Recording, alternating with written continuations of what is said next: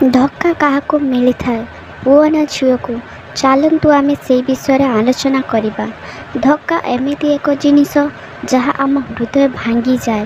ଆମେ ଆଉ କାହାକୁ ବି ବିଶ୍ୱାସ କରିପାରିନଥାଉ। ଯେତେ ଚେଷ୍ଟା କଲେ ମଧ୍ୟ ତାହା ଅବିଶ୍ୱାସ ହୋଇଯାଇଥାଏ। ଆମେ ଯାହାକୁ ବି ନିଜର ଭାବି ସବୁଦିନ ପାଇଁ ହାତ ଧରିଥାଉ, ସେ ଆମ ହାତ କିଛି ନା କିଛି ଭୁଲ ପାଇଁ ଛାଡ଼ି ଦେଇଥାଏ। ଦୁନିଆର ସମସ୍ତ ପୁଅ ଓ ଝିଅ ଭିତରେ ମିସ୍ଅଣ୍ଡରଷ୍ଟାଣ୍ଡିଂ ସୃଷ୍ଟି ହୋଇଥାଏ, କିନ୍ତୁ ଏହା ଯେତେବେଳେ ଅତିରିକ୍ତ ହୋଇଯାଏ ସେତେବେଳେ ବ୍ରେକଅପ୍ ହୁଏ, ତାପରେ ଧକ୍କାରେ ପରିଣତ ହୁଏ। ବିଶେଷ କରି କହିବାକୁ ଗଲେ, ଯେଉଁ ପୁଅ ଝିଅ ଭିତରେ ଅଣ୍ଡରଷ୍ଟାଣ୍ଡିଂ ଠିକ୍ ନଥିବ ସେହି ଲଭ୍ କେବେ ବି ସଫଳ ହୋଇନଥାଏ, କିନ୍ତୁ ଏହା ଶେଷରେ ବ୍ରେକଅପ୍ ହୋଇଯାଏ। ଧକ୍କା ଉଭୟ ପୁଅ ଓ ଝିଅ ଦେଇଥାନ୍ତି।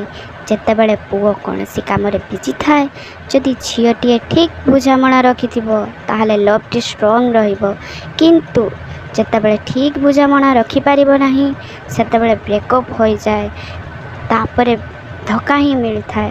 ଯଦି ଲଭ୍ରେ ରାଗ, ହିଂସା, ଅହଙ୍କାର ନଥିବ ତାହେଲେ ରିଲେସନସିପ୍ଟି ଭଲ ରହିବ।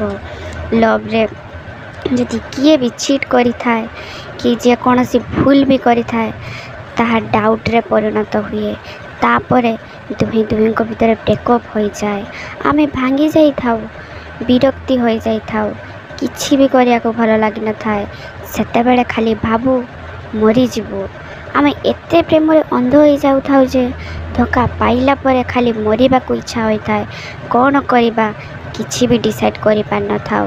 ଖାଲି ଇଚ୍ଛା ଲାଗେ ବଞ୍ଚିକି ଲାଭ କ'ଣ, ମରିଗଲେ ଭଲ ହୁଅନ୍ତା।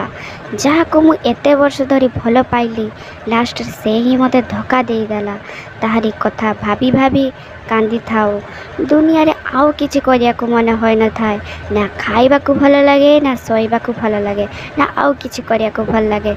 ଖାଲି ତାହାରି କଥା ଭାବି ଭାବି କାନ୍ଦିଥାଉ।